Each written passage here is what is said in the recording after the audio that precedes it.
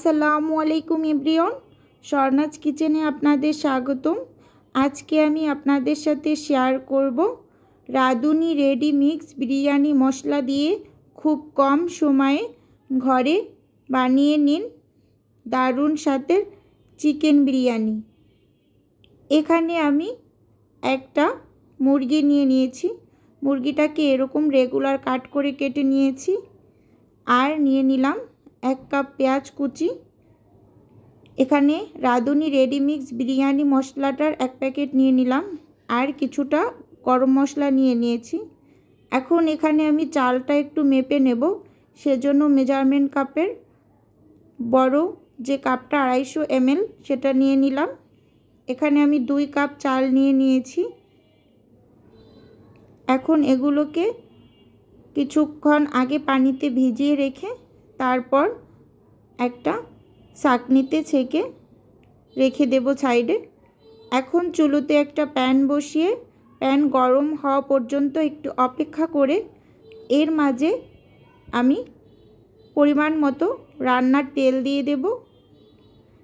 তেলটা যখন একটু গরম হয়ে আসবে তখন এর মাঝে 1 কাপ পেঁয়াজ কুচি দিয়ে দেব। পেঁয়াজটাকে এখানে খুব ভালোভাবে ভেজে নিতে হবে যতক্ষণ না পর্যন্ত পেঁয়াজের রঙটা চেঞ্জ হয়ে আসে, একদম বাদামি করে ভেজে নেব। এর মাঝে অল্প কিছু গরম মশলা দিয়ে দিলাম, যেহেতু আমি রেডি মিক্স মশলা দিয়ে বিরিয়ানিটা রান্না করব সেজন্য এখানে মশলার পরিমাণটা কম দিয়ে দিয়েছি। বাদামি করে ভেজে নেওয়া হয়ে গিয়েছে। এখন একটু নেড়ে চেড়ে এর মাঝে মুরগির মাংসগুলো দিয়ে একটু ভেজে নেব।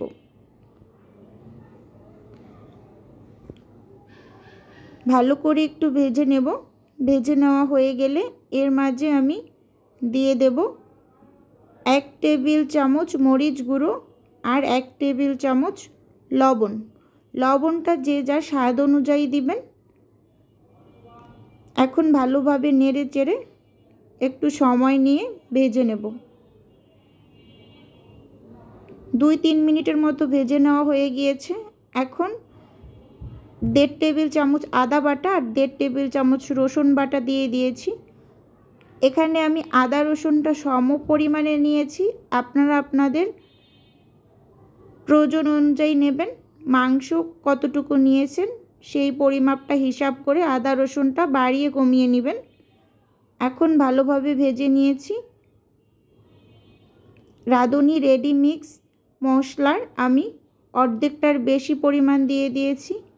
আপনারা পরিমাণ বুঝে কম বেশি বাড়িয়ে কমিয়ে দিবেন। এখন ভালোভাবে নেড়ে চেড়ে ভেজে নেব।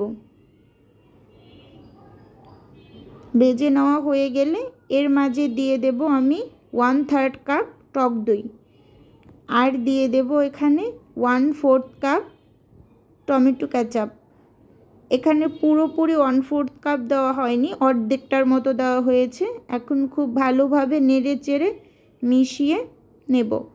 এখানে টমেটো কেচাপটা অবশ্যই দেবেন, তাইলে বিরিয়ানির কালারটা খুব সুন্দর আসে।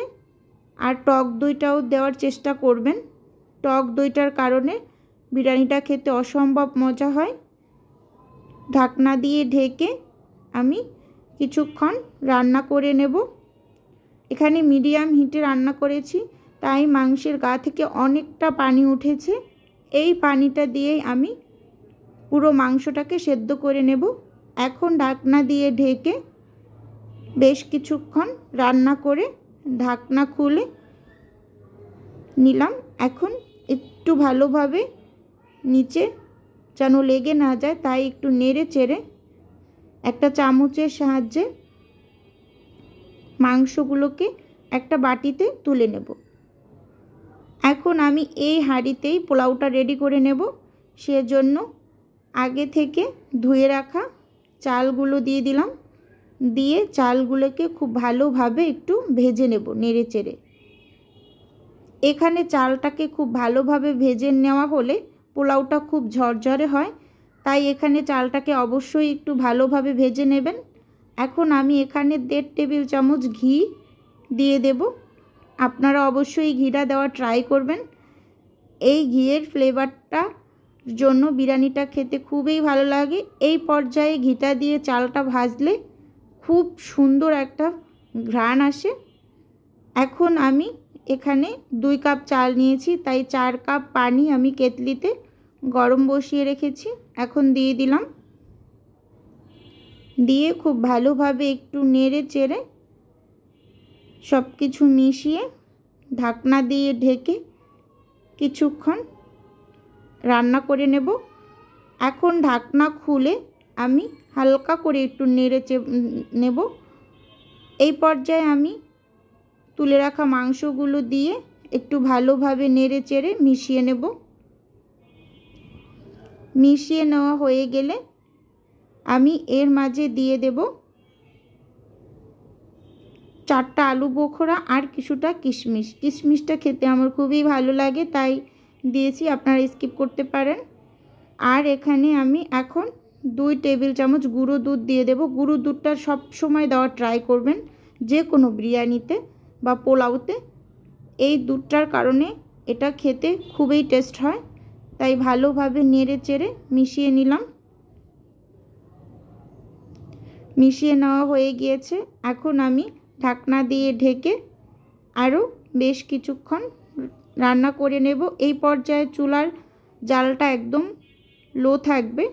এখন এখানে দিয়ে দেব কিছুটা কাঁচামরিচ আর উপর দিয়ে দেব 1 টেবিল চামচের মতো ঘি। ঘিটা দিয়ে এখন একটু নেড়ে চেড়ে উল্টে পাল্টে মিশিয়ে নেব। মিশিয়ে নেওয়া হয়ে গেলে আবারও ঢাকনা দিয়ে দমে বসিয়ে রাখব।